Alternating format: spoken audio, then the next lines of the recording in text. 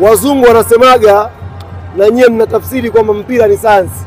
Sasa Yanga kocha wetu ndio hiyo sayansi yenyewe. Yaani hiyo sayansi ya mpira ndio hiyo kocha wetu mtambulisha usiku leo. Yanga ya makundi sio Yanga hii. Yanga inakwenda kubadilika kabisa. Kwa sababu kocha aliyekuja ametumia wiki 2 kuwasoma wachezaji wetu wote wa kikosi chote na amefanya maamuzi yake. Atatambulishwa leo na kesho anaanza mazoezi Avic Town.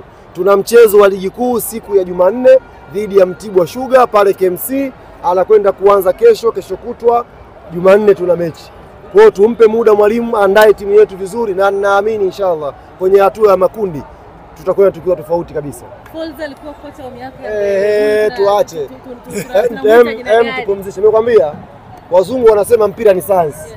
Kocha wa Yanga ndio sayansi yenyewe sasa. Ndio mtakwenda kuiona. Maana mnachambuaga mpira sayansi inakuja sasa. Na falsafa ya timu ya Yanga lakini na falsafa ya mpira wetu. Anakuja na kila kitu. Zitapigwa pasi nyingi, tutashambulia kwa spidi kubwa. Unaona kama leo tumecheza kwa pressure kubwa lakini tumekosa goli kama 4 hivi.